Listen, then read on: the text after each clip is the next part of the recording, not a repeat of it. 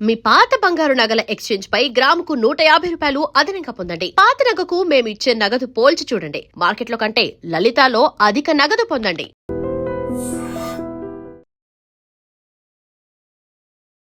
నమస్కారం, welcome to I dream. ధర్మ మార్గం విత్ విజిత కార్యక్రమానికి స్వాగతం.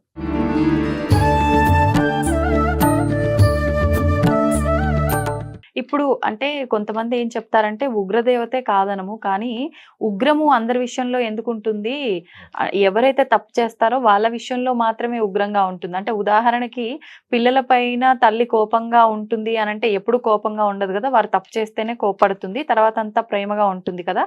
ఈవిడని కూడా నువ్వు అంటే మంచిగా ఆరాధిస్తే నీకు మంచిగానే ఉంటుంది అని కొంతమంది చెప్తున్నారు. అది వాస్తవం, నిజాన్ని మాట్లాడు. అదంతా వారి పాండిత్య లక్షణం, అంటే వారి మంచి మాటలు చెప్పడానికి ఉన్న లక్షణం అవుతుంది తప్ప ఇది యథార్థం. అది ఎట్టి పరిస్థితుల్లో వారాహి, మాతంగి, కాళి, బగలాముఖి, ప్రత్యంగర, ధూమవతి ఇలాంటి ఎన్ని దేవతలు కూడా ఎవరు పడితే వారు చేయకూడదు అంతే. అది ఫిక్స్, యూనిక్ లాస్ట్ అది. ఓకే, దానికి మించిది లేదు. గురువు చెబితే చేసుకోవాలి తప్ప ఇది మేము చేస్తున్నాం మంచిది, అమ్మా మంచిదే, కాళీమాత మంచిదే, నమస్కారం చేసుకో, దండం పెట్టుకుని వెళ్ళిపో, ఆమె సాధన నీకు అవసరం లేదు. అవసరం అనుకుంటే ఆమె చెప్తుంది నిజంగా.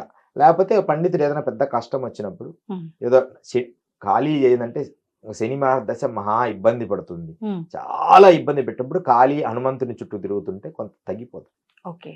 అవి అంతవరకే నమస్కారం చేసుకుంటే చాలు, అమ్మని అంత కుంకుమేసి నమస్కరించుకుంటే చాలు శ్రీ విద్య మీద, అంతే తప్ప శ్రీచక్రం మీద ఎక్కడన్నా ఆ కర్మ పోతుంది. అంతేప్పుడు వాటి ఆరాధించకూడదు. ఇప్పుడు ఎవరికి పడితే వాడికి దీక్షలు ఇవ్వడం వరాహి అస్సలు. నేను ఎంత అంటే మౌనంగా ఉంటున్నా చూడడానికి, ఎందుకు మనకి వాడికి ఎవరి కర్మ, అందరికి దీక్షలు ఇవ్వకూడదు వరాహి. అందరు దీక్షలు తీసేసుకోండి అంటే నిజాన్ని నిర్భయంగా చెప్తున్నా, ఇయ్యకూడదు అంతే. కానీ ఇయ్యొచ్చు అనే ఒక కొత్త క్రమాన్ని తీసుకొస్తుండ్రు. అదొక గ్రేట్ లాగా ఉండడానికో మరి వారికి ఎవరన్నా గురువులు ఎవరన్నా చెప్పారా అలా అయ్యమని? నువ్వు మంత్రం ఏదైనా చేసుకోవచ్చు, సభాముఖంగా దీక్షలు అయ్యి ఇవ్వకూడదు, పబ్లిక్ గా దీక్షలు ఇవ్వకూడదు వరాహి. మాట్లాడితే నిజం ఇదే, కానీ మేము చేసుకుంటామంటే వాళ్ళ హక్కు, వాచక శక్తి వాళ్ళ హక్కు, మాట్లాడే శక్తి వాళ్ళ హక్కు, ఏమైనా మాట్లాడుకోవచ్చు, ఎవరిని ఎలాగైనా తయారు చేయొచ్చు.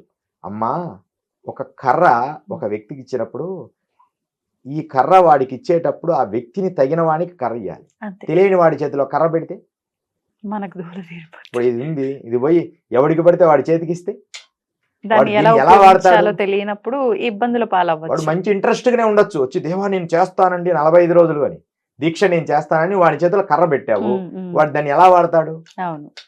అసలు వాడికి ఇచ్చే అర్హత ఉందా లేదా? లేదు. ఎవరైనా రండి, మేము వారాహి దీక్షలు ఇస్తున్నాం. ధర్మాన్ని మాట్లాడితే తప్పు, వాడి బుద్ధిలో వాడి కరెక్ట్ కావచ్చు, అందుకని కొన్ని ఇయ్యకూడదు. ఇప్పుడు మరి ఒకవేళ సరే మంత్రదీక్ష తీసుకోవద్దు, ఆరాధించొద్దు, ఆ వారాహి నవరాత్రుల్లో కనీసం అంటే ఇప్పుడు మనకి దగ్గరలో ఎలాగో ఆలయాలు నిర్మించడం జరిగింది, కొన్ని ఆలయానికి వెళ్ళి రావచ్చా? అద్భుతంగా వెళ్ళవచ్చు. సాయంత్రం నేను అంటున్నా బాగా గుర్తుపెట్టుకో, మీరు సాయంత్రం పూట మీ ఇంట్లో దీపం పెట్టుకొని వాయుమూలలో, నేను చెప్పినట్టు మీ ఇంటి వాయుమూలలోకి వెళ్ళి అక్కడ పసుపు కుంకుమ పెట్టి అక్కడ ఒక దీపం పెట్టుకొని వాయుమూలగా కూర్చొని వారాహిదేవి మమ్మల్ని రక్షించు అని చెప్పి కొద్దిసేపు వారాహిని, ఓ దేవత వారాహి నమః అని, ఎవరి గురు పరంపర ఏం అవసరం లే, వారాహిని మనసులో స్మరించుకొని వాయుమూల నమస్కరించుకుంటే చాలు. ఏం దీపం అండి అంటే వారాహి అమ్మవారికి కంద దీపం అంటూ ఉంటారు? లేదు, కంద దీపము ఏం కాదు, జస్ట్ మీకు నచ్చిన దీపం ఒకటి. ఆ దీపము నీకు ఎదురుగా మూలలో ఉండాలి, వాయుమూల నుంచి మూలగా ఉండాలి, అంతే. ఆ మూలకు అధిపతి వరాహి, వాయుమూలలో అక్కడ పెట్టుకొని ఇలా త్రికోణం బొమ్మ వేసుకొని దాంట్లో పసుపు కుంకుమ పెట్టవచ్చు. ఇది సరళంగా చేసుకోవడానికి అంతే తప్ప ఈ మంత్ర సాధనలు జప సాధనలు చేసినప్పుడు ఏదైనా ప్రమాదం ఏదైనా అది అంత అనుకూలమైనది కాదు. మరి ఇప్పుడు లలితా సహస్రనామాల్లో కూడా అమ్మవారికి సంబంధించి వారాహి వీర్యనందిత అని చెప్పి ఒక నామం ఉంటుంది, అలాంటి నామం ఏమైనా చేసుకోవచ్చు? లలితా సహస్రనామం ప్రతిరోజు చేసుకోవచ్చు. అది మహాదేవత సంబంధించి లలిత అనేది ప్రతి అక్షరము బీజాక్షరము. లలితా శ్లోకాలు ప్రతి శ్లోకము అది యూనిక్ అన్నమాట. అందరూ కలిసి చక్కగా లలితా సహస్రనామాన్ని మనం సాధన చేయాలి. ఇప్పుడు వారాహి అమ్మవారిని ఆరాధించొద్దు, ఉగ్ర రూపము గుప్తంగా ఉండాలి అని అంటున్నారు. కానీ లలిత అమ్మవారిని మాత్రం ఆరాధించొచ్చు. లలిత అమ్మవారికి ఇరువైపులా ఉండేది రాజశ్యామల, వారాహి. మరి ఎందుకు ఈమెను ఆరాధించొచ్చు, వీళ్ళను ఆరాధించొద్దు? లలిత అని కాదు, లలితా స్వరూపిణి అమ్మవారు పరమేశ్వరుడు. ఒకసారి ఒక సందర్భంలో వీరు ఎన్నో సంవత్సరాలు కైలాసం మీద రుద్రగణాలతో ఉండి ఉండి ఉండి వాళ్ళిద్దరు ఏం చేస్తారంటే ఒకసారి అలా విహారయాత్రకి వెళ్తారు. అంటే మనం ఇప్పుడు హనీమూన్ లాగా వాళ్ళేదో హాయిగా అమ్మ ఇదిగో అలా వెళ్దాం పండి అన్నది అమ్మవారు. స్వామివారు కూడా వెళ్దాం చాలా రోజులు అయిపోయింది వాళ్ళ కైలాస పర్వతానికి దగ్గరలో ఉన్న స్థలాల్లో అలా తిరుగుతూ వెళ్ళి అలా తిరుగుతూ అలా వెళ్ళారు. అలా తిరుగుతూ ఉన్నప్పుడు ఆ సమయంలో ఒక అంధకాసురుడని ఒక రాక్షసుడు, ఇద్దరు రాక్షసులు అన్నాడు. చండాచండులని ఇద్దరు రాక్షసులు, అంధకాసురుడు, వీళ్ళందరూ ఒక బ్యాచ్ అన్నమాట. ఆయనకు రెండు అంధకాసురుడు, వాడి కళ్ళు కనపడవు, భౌతిక కళ్ళు కనపడవు, వాడికి మూడో కన్ను ఉంది. వాడు బ్రహ్మ నుంచి ఎన్నో శక్తులు పొందిండు, సాక్షాత్ బ్రహ్మశక్తి పొందిండు. చిన్న కథే, ఆ చిన్న కథ అయినా పైన చెప్తున్నా. అలా చూసి నాకు తగిన విశ్వంలో అందరికంటే అందగత్తె ఎక్కడుందో చూద్దామని చూశాను. అక్కడ ఒక సరస్సులో గౌరీగుండని హిమాలయాల్లో ఒక సరస్సు ఉంది. మనం ఆది కైలాష్ వెళ్ళినప్పుడు అక్కడ ఉంటుంది. అది మనం చూడొచ్చు గౌరీగుండ. ఆ అమ్మగారు అక్కడ గౌరీదేవి స్నానం చేస్తుంది చక్కగా. ఇప్పుడు స్త్రీలు బాగా చక్కగా స్నానం చేసినప్పుడు చాలా సౌందర్యంగా కనిపిస్తారు కదా, బాగా ఇంత జుట్టు బాగా అందంగా అమ్మవారు అక్కడ స్నానం చేసి అలా ఉంటే పొయ్యి ఆమెను అడిగి రాపోండి అని ఇద్దరిని పంపిస్తాడు రాక్షసుడు. అయితే ఆమె అక్కడ ఉంటే దాని ముందు ఒక పెద్ద జటాజుటాలతో త్రిశూలం పట్టుకొని అలా పడుకొని అమ్మని చూస్తూ ఒక ఆయన ఉన్నాడు. వాడిని చూడగానే వీళ్ళకి భయం అయింది. అంటే వీళ్ళకంటే చాలా బలంగా చాలా శక్తిగా అతనున్నాడు. స్వామి పోయాం గాని అక్కడ ఒక ఆయన, ఆమె ఒక కాపలాగా ఒక ఆయన, సరిపోయిన ఆయన ఒక ఆయన ఉన్నాడు, ఆయనకు సంబంధించిన ఆవిడ అని వీళ్ళకి చెప్తారు. ఎవడైతే నాకేంటి అనేది వాడిని మాకు చేత కాదు స్వామి, ఆయన చూస్తేనే మాకు భయం అవుతుంది. ఆమెమో చాలా సౌందర్యవతి, ఈయనేమో జటాదోడాలతో అసలు ఎట్లంటే కపాలాలు వేసుకొని ఆమె కాపలగా. వీళ్ళు పోతాడు అందా కదా పోయి యుద్ధం, లేకపోతే యుద్ధం ప్రకటించారు. వీళ్ళు చిన్న ఏంది పిల్ల చేష్టాలు చేస్తున్నారు అని వీళ్ళు అనుకుంటారు ఇద్దరు శివపార్వతి. రాక హాయిగా వచ్చి ఏదో ప్రశాంతంగా తిరుగుదాం అనుకుంటే వీళ్ళు వచ్చి యుద్ధం అంటారేందని సరే అని చెప్పి అమ్మవారికి మరి వీళ్ళ మనస్సు డిస్టర్బ్ కాకూడదు, వీళ్ళ ఆనందం, వీళ్ళ చెదరని చిరునవ్వే ఉండాలి. వచ్చింది చెదరని చిరునవ్వు కోసం కదా. బయటికి పోయి చాలా మంది నువ్వు పెట్టచ్చు కావటం బిల్లు, వీటి విషయం కొట్లాడకూడదు, వచ్చిన విషయం ఏంది, ఎంత హ్యాపీగా ఉండాలి. హనీమూన్ అయినప్పుడు ఎంత హ్యాపీ, బయటికి వెళ్ళినప్పుడు విహారయాత్రకి ఎంత ఆనందంగా ఉండాలి. నువ్వు మాట్లాడొచ్చు కదా, నువ్వు గట్ట ఇట్లాంటివి మాట్లాడకూడదు కదా, అలా హాయిగా జరగాలి కదా అని వాళ్ళు అదే జీవితాన్ని తెలుస్తుందమ్మా. ఇవన్నీ ఇవన్నీ మన జీవితాలను సంస్కరించడానికి పుట్టిన కథలు పురాణాలు. వాటిని కరెక్ట్ గా అర్థం చేసుకుంటే ఎంత హాయిగా ఉంటుంది. ఒక చిన్న చిరునవ్వు సరేలే అని అప్పుడు అమ్మవారు ఏం చేస్తారు, ఆమె బ్రుకుటి ఆగ్నేయ చక్రం నుంచి వరాహి దేవతని మాతంగిని బయటికి తీస్తారు. తీసి ఇగో వీని కథ ఏందో చూడండి, మేము హాయిగా అని ఒక రక్షణ వలయం ఏర్పాటు చేస్తుంది పెద్దగా. ఆ పర్వతాలన్నీ మధ్యలో ఆ ఏరియా దాటి రాకుండా ఎవరో రాక్షసులు హాయిగా అక్కడ అంటే వాళ్ళిద్దరు ఏం చేస్తారంటే రాక్షసుల గురించి వీళ్ళ మీద యుద్ధం ప్రకటిస్తారు. వీళ్ళిద్దరం యుద్ధం జరుగుతూ ఉంటుంది. ఆ యుద్ధం జరుగుతున్నప్పుడు వీళ్ళిద్దరు అలా పుడతారనమాట. వరాహి మాతంగి ఏ సమయంలో పుట్టారు, దేనికోసం పుట్టారు? రాక్షసులపై యుద్ధం కోసం, రక్షణ. వాళ్ళు యుద్ధం కోసం పుట్టిన వాళ్ళు కాబట్టి యుద్ధ లక్షణాలు ఉంటాయి వీళ్ళకి. అందుకనే రాజశ్యామలాదేవి ఒక యుద్ధం రాజకీయం, రహస్యంగా జరిగే ఒక యుద్ధం. అందుకని అందరు రాజశ్యామల చేయండి రాజ్యం వస్తుంది. యుద్ధం అది ఒక యుద్ధం. మంత్రాంగిణి ఈమెమో వరాహి యుద్ధం అంటే ఒక పెద్ద రాక్షసుడు ఒకళ్ళ మీద యుద్ధం చేయాలంటే రాక్షసుని ఆరాధిస్తారన్నమాట. యుద్ధం ఇది. అందుకని వీటిని ఆ సమయంలో పుట్టింది కాబట్టి మనం వాటిని జాగ్రత్తగా వాటిని మనం ఆరాధించకూడదని అలా వచ్చింది. ఆ సమయంలోనే వాళ్ళు యుద్ధం చేస్తున్నారు. వాడేం చేస్తాడు, వాళ్ళేమో చచ్చిపోతుండ్రు, వీళ్ళేమో చనిపోయి మళ్ళీ బతుకుతుండ్రు. వాళ్ళ రాక్షసు చనిపోతుంది, వీళ్ళకి పవర్స్ కదా, వీళ్ళకి అమృతం శక్తి ఉంటుంది కాబట్టి. కానీ వీళ్ళల్లో నిరుత్సాహం కదా అంటే మానవ భావం ప్రయోగిస్తావు. మను బాంబు అంటారు దాన్ని, అంటే మానవ బాంబు. మనస్సుల్ని డీలా పరిచే ఒక బాంబు వేస్తారు, వాయు బాంబు. ఆ పైనుంచేసి ఒకటి చిన్నది లోపల ప్రయోగించి వాళ్ళు వెళ్ళిపోతారు రాక్షసులు. ఈ జనాలందరూ ఉంటారు, ఈ అమ్మవారి తరపు వాళ్ళు, వాళ్ళందరే మేమెందుకు యుద్ధం, మరుసటి రోజు మేమెందుకు యుద్ధం చేయాలి, వాళ్ళు హ్యాపీగా ఉండడానికి మేము రక్షించాలనా, శివపార్వతుల మీద మేమెందుకు యుద్ధం చేయాలంటారు వీళ్ళ తరపున వాళ్ళు. వారాహి మాత రాజశ్యామల వాళ్ళు ఆశ్చర్యపోతారు వీళ్ళిద్దరు. అరే ఏంది, నిన్నటి వరకు బాగానే ఉన్నారు, నిరుత్సాహంగా మాట్లాడుతున్నారు అని చెప్పి మళ్ళీ లలితాదేవి దగ్గరికి అట్లా దూరంగా వాళ్ళిద్దరు అలా భార్యాభర్తలు. అప్పుడే పాపం ఎంత బాధ అనిపిస్తుందమ్మా.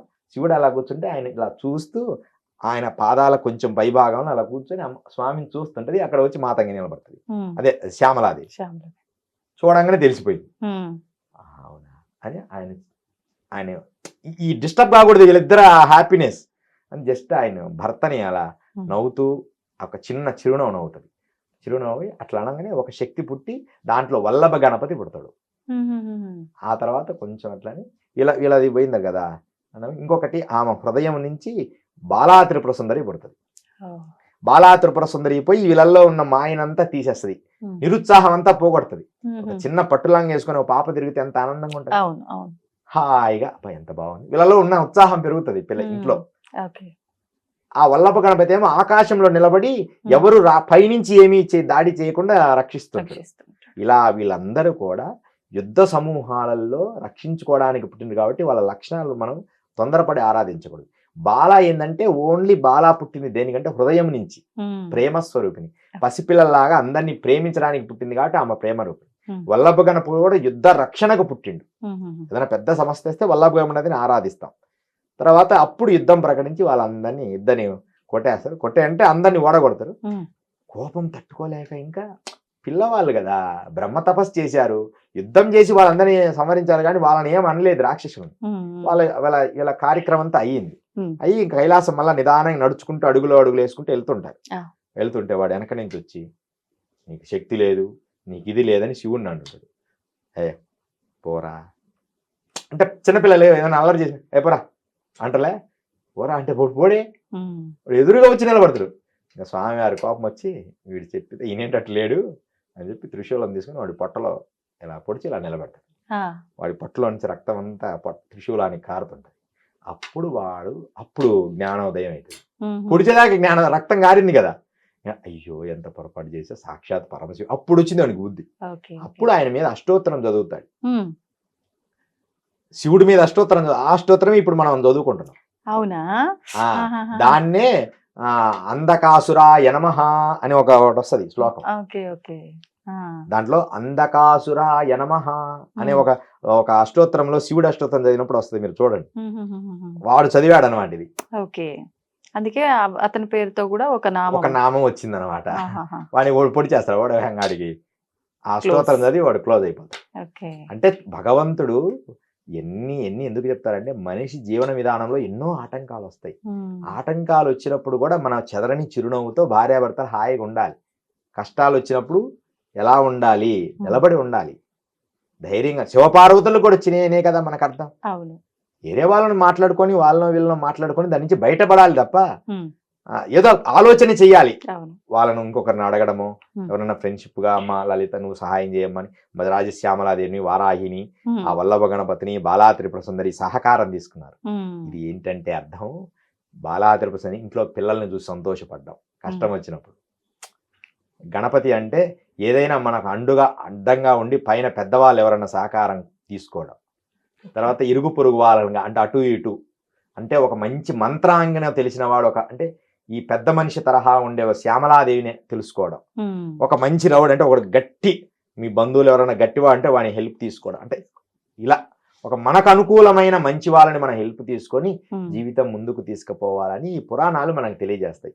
అర్థం చేసుకుంటే ఇది కాదులేండి అంటే ఏం చేయలేం. అంటే ఇది కాదులేండి అనటం కూడా వాళ్ళు ఆడిచ్చే ఒక ఆట కాదంటారా? అంతే. మరి వాళ్ళే ఆడిస్తున్నప్పుడు మనం ఎంతటి వాళ్ళము అంటే ఆ అజ్ఞానం నుంచి బయటికి రావడానికి? అదే ఎన్ని మార్గాలు, స్పిరిచువల్ అనేది ఒక మార్గం, వాటి నుంచి మనం బయటికి రావాలి. అలా మనకు పెట్టినప్పుడే మన సమత బయటపడుతుంది. నువ్వు స్ట్రాంగ్ గా నిలబడుతున్నావా టెస్ట్ చేస్తారా దేవుడు? నువ్వు స్ట్రాంగ్ గా నిలబడితేనే కదా దాని నుంచి బయటపడేది. నెక్స్ట్ టైం అది వచ్చినప్పుడు స్ట్రాంగ్ గా ఉంటాం. వెంబడే ఏదైనా చిన్న పొరపాటు డీలా పడిపోయి అయ్యో ఇది జరిగి అరే హ్యూమన్ ఉమ్. నీకు జరగలేదు అంటే బాధపడదు, జరిగిందనే దానికి ఎందుకు బాధపడతావు? ఆ, ఎంతమందో అనేవాళ్ళు ఉంటారు. మనం మాత్రం మన కర్తవ్యాన్ని తీసుకొని ఉమ్, భక్తి శ్రద్ధలతో దాన్ని ముందుకు తీసుకుపోతూ ఉండాలి. ఉమ్, ఇట్లా మనకు వరాహి దేవత శక్తి ఇలా పుట్టింది. ఉమ్. అందుకని వాళ్ళని అవసరమైనప్పుడు మనం గుప్త నవరాత్రులుగా ఆరాధించుకోవాలి తప్ప బయట ప్రపంచం ఎవ్వరూ చేయకూడదు. ఏ పీఠాధిపతి అయినా ఒక్కరైనా చూడు, నామనాయ పీఠాలు ఉన్నాయి, పెద్ద పెద్ద పీఠాలు ఉన్నాయి, శంకర పీఠాలు ఉన్నాయి. వాళ్ళు ఎప్పుడైనా వారాహిని ఆరాధించమని ఎక్కడైనా చెప్పారా? వాళ్ళ నోటెంబడి వరాహి అనే పేరు ఎక్కడైనా వచ్చిందా? లేదు. మీరు వినండి, ఎక్కడైనా ఉమ్, పెద్దలు పీఠాధిపతులు ఎవరు చెప్పరు. ఉమ్, ఒకవేళ ధర్మనిష్ట గల వాళ్ళు కూడా ఉమ్, వరాహిని మీరు ఆరాధించనని, ఇప్పుడు మనకు ఎవరైనా మన సామవేద షణ్ముఖ శర్మ గారు కానీ మీరు వరాహి పూజ చెయ్యండి ఉమ్, అని సభాముఖంగా అమ్మ ఉమ్. ఏదో ఒక 4 నామాలు 5 నామాలు చెప్తారు. ఈ నామాలు మీరు చేసుకోమని చెప్పింటారు తప్ప, అవును. అంతేగాని వాళ్ళు మీరు ఫోటోలు పెట్టుకొని ప్రత్యేకంగా ఆరాధించండి అని చెప్పరు. ఉమ్, మీరు ఆ దీపం పెట్టుకొని అదే మీరు చేస్తున్న లలితాదేవి దగ్గర, ఆ. మీరు లలితాదేవి దగ్గర కూర్చుంటారు కదా, ఆ లలితాదేవిలోనే వీళ్ళందరూ ఉంటారు కదా, అవును. మళ్ళా ప్రత్యేకంగా ఫోటో ఎందుకు? వరాహి ఉమ్, ఉమ్, లలితాదేవికి ఇటు భాగంలో ఉంటారు, ఇంజామర వేస్తారు, ఇటు భాగంలో మన ఫోటో ఉంటుంది, అవును. ఇటు పక్క ఇంజామర వేసే వాళ్ళు ఇటు పక్క మనకు తెలుస్తుంది ఫోటోల్లో. ఉమ్, వరాహి కూడా ఉంటుంది, అంటే ముఖం అట్లుండదు, వరాహి స్వరూపంగా ఒక ఆవిడ ఉంటుంది, ఓకే. శ్యామలా స్వరూపంగా ఒక ఆవిడ ఉంటుంది, ఉమ్, ఉమ్, కొన్నిటిలో వరాహి కూడా ఉంటుంది. అవును. అంతే, వాటిని మనం ఆరాధిస్తే మనకు సరిపోతుంది. Hmm. ఒక 5-6 నామాలు ఉంటాయి, ఈ 5 నామాలు అనుకోండి అమ్మ వరాహి పూజ చేసినట్టని, అలాంటి మంచి సలహాలు ఇస్తారు తప్ప అవును. వాటిని ఆరాధించమని ఎవరు ఏ పండితులు చెప్పరు. ఉమ్, ఉమ్, కానీ ఇప్పుడు అందరూ పూజలు నిష్టలు అనుష్ఠానాలు వాళ్ళని శిక్షణ ఇవ్వడము, తర్వాత మాతంగి శిక్షణ వేయడము, తర్వాత వరాహ శిక్షణ ఇవ్వడము, ఎవరికి పడితే వాడిని తయారు చేయాలి. ముందు ఉమ్, ఒక 2 years వాడిని ఈ మంత్ర సాధనలు నేర్పకుండా వాడిని సహజ సిద్ధమైన స్థితిగతుల్ని తయారు చేసి అప్పుడు వానికి మంత్ర సాధన నేర్పించాలి. అంటే నేను శాస్త్రాన్ని చెప్తున్నా, ఉమ్, ఉమ్, ఎవరిని నేను విమర్శించడం లేదు. శాస్త్రము క్షుణ్ణంగా పెద్ద, లేకపోతే ఏ గురు పరంపర నిన్ను ఈ వారాహి దీక్ష ఇయ్యమన్నది, అవును నా మనసుకు నచ్చింది నేనే గురువును ఇస్తానంటే అది ప్రమాణం కాదు. ఉమ్, నువ్వు గొప్ప యోగివి, గొప్ప జ్ఞానివి, గొప్ప శక్తివంతుడు ఎవరైనా ఉండొచ్చు, హా. నువ్వు ఏ గురువు నిన్ను ఇలా ఇయ్యమన్నారు? ఉమ్, ఒకవేళ ఇయ్యొచ్చండి అందరికి వరాహ దీక్షలు ఇవ్వమని ఎవరు చెప్పారు? ఉమ్, కృతాళం పీఠాధిపతి స్వామివారు ఉన్నారు, వారి దగ్గరికి పోయి నిలబడతారు, వారి సమస్య చెప్తారు గురువు గారికి, చెప్తే వాడికి అవసరమైతే చెప్తారు, నాయన ఇది చెయ్యని, ఉమ్, మా మంత్రం రాసిస్తారు. ఆ మంత్రం రాసి నాన్న ఇన్ని చెయ్యి, చెయ్యి. తర్వాత పురచ్చరణ హోమం మనం రాయచెరువులోకి వెళ్ళి అక్కడ పురచ్చరణ చేసుకోవచ్చు. అక్కడ Okay. వారాహి దేవత కూడా ఉంది, ఉమ్, నువ్వు కూడా వెళ్ళింటే చూసిండొచ్చు, ఉమ్, తిరుపతి దగ్గర. వారికి నిజంగా అవసరమైతే ఆ ఇబ్బంది తొలగడానికి మంత్రం ఇస్తారు తప్ప ఫోటో పెట్టుకొని పూజలు చేయమని చెప్పరు దాంట్లో. Okay, okay. మీరు ఇక్కడికే రండి, Hmm. మీరు జపసాధన చేసి ఇక్కడికి రండి, ఇక్కడ Hmm. పూజ చేస్తాం, మిగతా అన్ని లక్ష్మీ మంత్రము భైరవ మంత్రము అన్ని ఇస్తుంటారు. ఆహా. వాడి సమస్యను చూసి వాడి ముఖం చూసి ఆ, వాడికి అవసరమైన మంత్రం రాసి ఇది చేసుకో అంటారు తప్ప దీక్షలు ఇక మీకు మాల వేసి అవును. ఇలా దీక్షలు ఇయ్యరు. అంటే ఆ మంత్రం కూడా శాశ్వత ఎప్పటికీ చేస్తూ ఉండడం వల్ల కొంచెం కాల పరిమితి ఉంచి ఇప్పటి వాడి వరకు కష్టం చేయమంటారు. తీరిన తర్వాత మళ్ళీ గురువుగారిని అడిగి మళ్ళా గురువుగారు మరి ఇది కొనసాగించాలా, Hmm. దాని సమస్య తొలగింది అనుకుంటే దాన్ని ఆపొచ్చు కూడా. Okay, okay. ఆహా. ఎందుకంటే దాని తర్వాత వాటికి ఆహారము, భూతగణాలకి ఆహారం పెట్టలేరు, ఉమ్, ఆ దేవతలకి ఆహారము విచిత్రమైన చర్యల్లో ఉంటుంది వరాహిది. ఉమ్, ఉమ్, దాన్ని మనం సానుకూలంగా పెద్దల అనుమతి తీసుకోవాలి. ఓకే. పెద్దలు అంటే దాని శాస్త్రం తెలిసిన వారు. ఉమ్, ప్రతి శాస్త్రములు ఇప్పుడు పుస్తక రూపమైనవి, ఉమ్, పుస్తకాలు చదవడం, యూపులు చూడడం, పుస్తకాలు చదవడం, యూట్యూబ్ చూడడం, అవును, అవి వింటుంటే అవే కనపడుతుంటాయి మనకి. అవును. ఒక దాంట్లో ఉన్నది ఇంకో దాంట్లో ఉన్నది ఇంకోటి, ఇవే కనపడతాయి. కానీ శాస్త్ర అవగాహనతో గురు పరంపరగా మనం దాన్ని పొందామా, ఉమ్, గురు పరంపరంగా దాన్ని ఆచరించామా అనే విధానంలో మనం ఈ విద్య వరాహి విద్యను మనం సాధన చేయాలి. And for more videos, Please subscribe to iDream channel. Subscribe to iDream Media. Please subscribe to iDream. Please subscribe to iDream. Please subscribe iDream. And please subscribe to iDream. For more videos, subscribe to iDream. please like, share and subscribe to the channel. Congratulations, iDream. Subscribe to iDream. Subscribe to iDream. So subscribe to iDream Media. iDream team అందరికి huge congratulations. Please subscribe iDream Media. Please subscribe to iDream. Subscribe iDream. Please subscribe to iDream. iDream అంటే నా కళల ఛానల్ను subscribe చేసుకున్న నోరు తిరుగుతలేదు, మీరైతే గంట గుర్తు కొట్టండి. For more such videos, please subscribe to iDream.